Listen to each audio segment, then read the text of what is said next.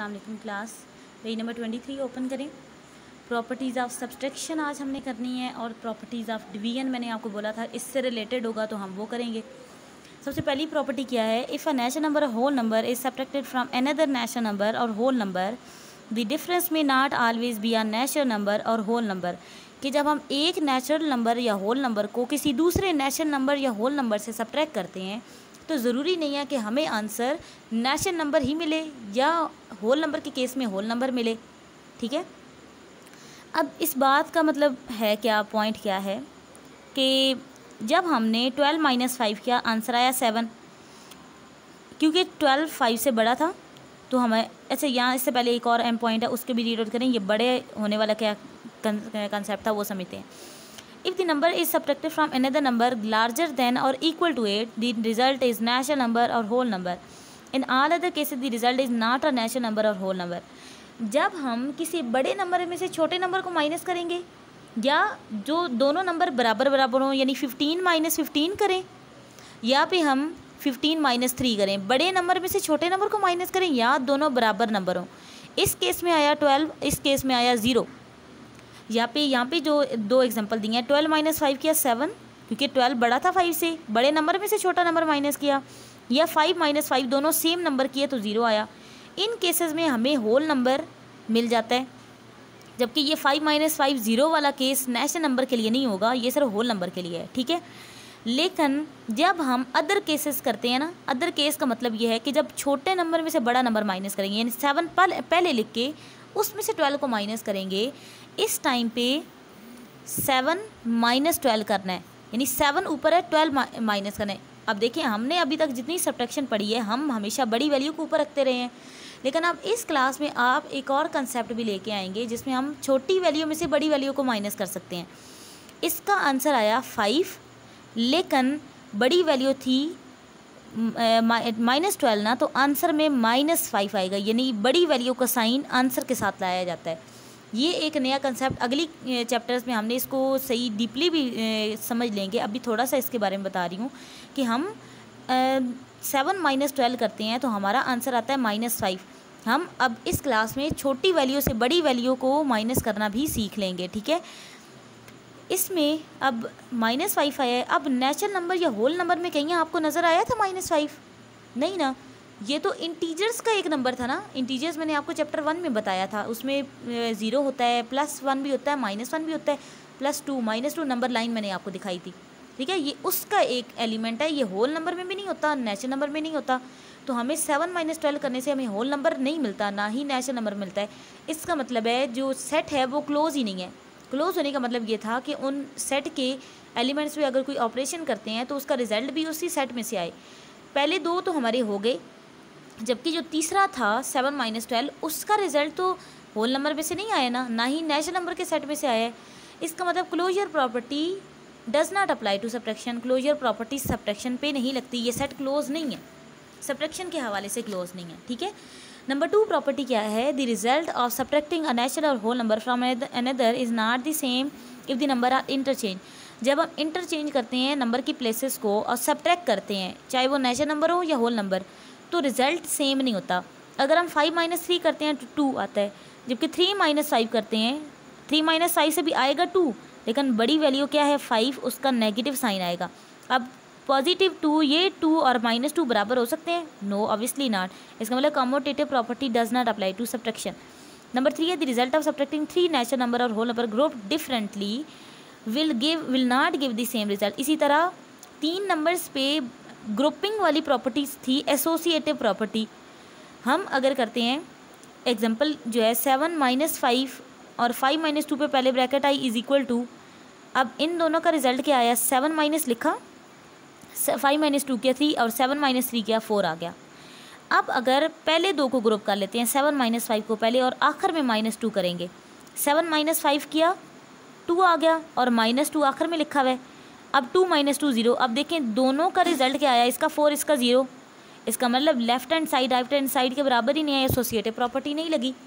ठीक है, नेक्स्ट जो डी प्रॉपर्टी है, 0 is subtracted from a natural number और whole number the result is the number itself. अगर 0 किसी नंबर से सब्ट्रैक्ट किया जाए तो वो नंबर इटसेल्फ आ जाता है, वो नंबर खुद ही आ जाता है। But the natural number whole number other than zero is subtracted from zero, the result is natural number और होल नंबर। इसी तरह अगर किसी नेचुरल नंबर और होल नंबर को ज़ीरो से सब्ट्रैक्ट किया जाए या ज़ीरो से उस नंबर को सब्ट्रैक्ट किया जाए तो हमें जो रिज़ल्ट मिलता है वो होल नंबर या नेचुरल नंबर नहीं होता। यानी अगर हम 5 - 0 करेंगे ना तब 5 आएगा, अगर हम 0 - 5 करने की कोशिश करेंगे तो वो -5 आएगा। और 5 - 5 तो नहीं, मतलब 5 तो होल नंबर है, लेकिन -5 मैंने आपको बोला ये इंटीजर्स के एलिमेंट होते हैं। 0 - 0 0 होता है, होल नंबर होता है। ठीक है, ये हमारी प्रॉपर्टी सब्ट्रैक्शन की थी। अब नेक्स्ट हमने डिवीजन की प्रॉपर्टीज़ करनी है। अब प्रॉपर्टीज़ ऑफ डिवीजन है, ठीक है। सॉरी, उससे पहले सब्ट्रैक्शन का मैंने आपको नंबर लाइन का नहीं समझाया। सब्ट्रैक्शन का दोबारा हम समझ लेते हैं कि नंबर लाइन पे सब्ट्रैक्शन कैसे की जाती है। 6 - 4 करना है। अब 6 बड़ा है ना, हम नंबर लाइन पे जो होल नंबर की लाइन है 0 से स्टार्ट होती है, 0 से 6 पे बड़ा जंप लगाएंगे और -4 करना है। इसका मतलब एक जंप पीछे आई, सेकंड जंप पीछे आई, तीसरा जंप और चौथा जंप। 4 जंप बैकवर्ड में -4 कर दिया, -4 जंप किए तो हम कौन से डिजिट पे आ गए? 2, तो इसका रिजल्ट आ गया 2। ठीक है, अब जो हमारा प्रॉपर्टीज़ ऑफ डिवीजन है, रिपीटेड सब्ट्रैक्शन इसको बोला जाता है। यानी अगर हमने नंबर लाइन पे 10 / 2 कर रहे हैं, सबसे पहले होल नंबर की रे हमने बनाई, 0 से एक बड़ा जंप किस पे लगा दिया? 10 पे। अब डिवाइड 2 कर रहे हैं ना, डिवाइड 2 का मतलब है कि हमने -2 के जंप लगाते जाना है बैकवर्ड में, -2 के जंप लगाते जाना है। पहला डिजिट और दूसरा डिजिट जंप किया, 8 पे आ गए। 2 नेक्स्ट 2 डिजिट और जंप किया, 6 पे आ गए, -2 और किया। 4 और 5 फिर माइनस किए, 4 पे आ गए। 3 और 2 फिर माइनस किए, 2 पे आ गए। 0 और 1 आखिर में जंप किया, 0 पे वापस आ गए। यानी सब्ट्रैक्शन डिवीजन में हमने 10 को डिवाइड 2 करना था ना, सबसे पहले 10 पे जंप किया और डिवाइड 2 का मतलब है कि -2 के जंप लगाते जाना है जब तक हम वापस 0 पे नहीं आ जाते। अब -2 करते हुए पहला जंप 8 पे आया, फिर 6 पे आया, 4 पे आया, 2 पे आया, 0 पे आया। अब देखें ये -2 के कितने ग्रुप बन गए हैं? 1 2 3 4 5 ग्रुप आए हैं। इसका मतलब हमारे डिवीजन का रिजल्ट आ गया 5। क्लियर हो गया।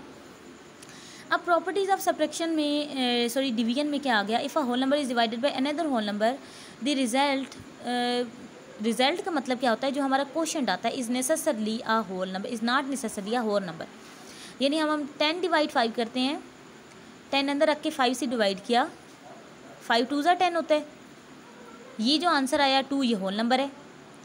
लेकिन जब हम 2 / 4 करते हैं, 2 अंदर रख के 4 से डिवाइड करना चाहा तो 2 तो छोटा पड़ गया, पॉइंट लगा के बनाया 0, इसको बना दिया 20, 4 5 ज़ा 20 तो 0.5 आया। इसका आंसर क्या आया? 0.5। 0.5 आपको नेचुरल नंबर या होल नंबर में नज़र आता है? नो। ठीक है, सॉरी, सिर्फ होल नंबर की बात हो रही है अभी। Here 2 is not a multiple of 4 whereas 10 is the multiple of 5 in the first case. Sir अब ये रिज़ल्ट खुद लिख लेते हैं कि अब रिज़ल्ट हमें होल नंबर नेसेसरली नहीं मिल रहा ना, ज़रूरी नहीं है कि होल नंबर हर दफ़ा डिवीजन में आए, हमें पॉइंट में भी आंसर मिल सकते हैं। तो हम लिखेंगे कि closure property does not apply to division. Number 2 property है the quotient of a whole number and another non zero whole number change the dividend and the divisor interchange their places. अब the quotient of whole number and another non zero whole number, जब हम 8 / 4 करते हैं, एक whole number को दूसरे whole number से divide करते हैं और ये सेकंड वाला होल नंबर नॉन ज़ीरो होना चाहिए। Another non zero whole number यानी सेकंड वाला नंबर नॉन ज़ीरो होना चाहिए, ज़ीरो नहीं होना चाहिए, क्योंकि ज़ीरो हुआ तो हमने एक प्रॉपर्टी पढ़ी थी, वो मैं आपको लास्ट में बताती हूँ। Changes if dividend and divisor interchange their places. अगर डिविडेंड डिवाइज़र बन जाए और डिवाइज़र डिविडेंड बन जाए, यानी पहले 8 / 4 था, फिर 4 / 8 कर दिया। 8 / 4 का आंसर तो 2 आता है। जब 4 / 8 करने की कोशिश की, 4 अंदर रखा, 4 कम पड़ गया था 8 से, पॉइंट लगा के लगाया 0, 40 बन गया, 8 5 ज़ा 40 तो 0.5 इसका आंसर आया। अब 2 और 0.5 बराबर हो सकते हैं? नो। इसका मतलब commutative property of division does not apply to whole numbers.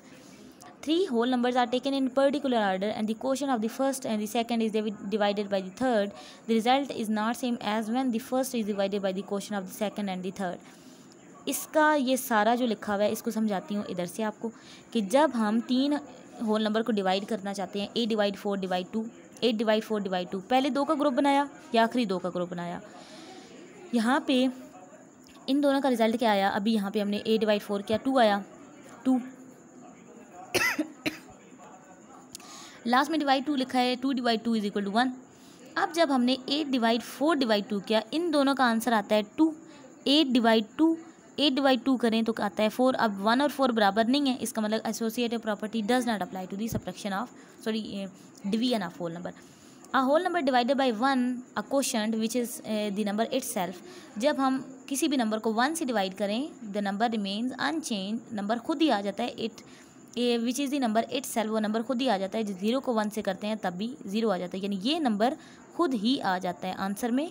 जो डिविडेंड होता है जब डिवाइज़र 1 हो तब डिविडेंड खुद ही आ जाता है, ठीक है, डिविडेंड खुद आ गया है, डिविडेंड खुद ही आ गया, समझ आ गई। जब 1 से डिवाइड कर रहे हो, जब 0 divided by any non zero whole number will give 0 as quotient, जब 0 को किसी नॉन ज़ीरो नंबर से डिवाइड किया जाए तो हमें 0 खुद ही मिल जाता है। ये देखें 0 को 4 से डिवाइड किया 0, लेकिन जब हमने प्रॉपर्टीज़ ऑफ 0 में पढ़ा था कि अब अगर 5 डिवाइड 0 करने की कोशिश करते हैं ना तब हमारा अनडिफाइन हो जाता है। तब ये हर जगह बात हो रही है कि हमने जो जहाँ भी डिवाइज़र लिए हैं ना, डिवाइज़र जो डिवाइड कर रहे होते हैं, जैसे यहाँ पे 5 लिया यहाँ पे 4 लिया, ये नॉन ज़ीरो होने चाहिए, क्योंकि अगर डिवाइज़र 0 हो जाए तो वो तो अनडिफाइन या ऐसा नंबर आ जाता है जो मैथ में डिफाइन नहीं हो सकता, अनलिमिटेड होता है, ठीक है।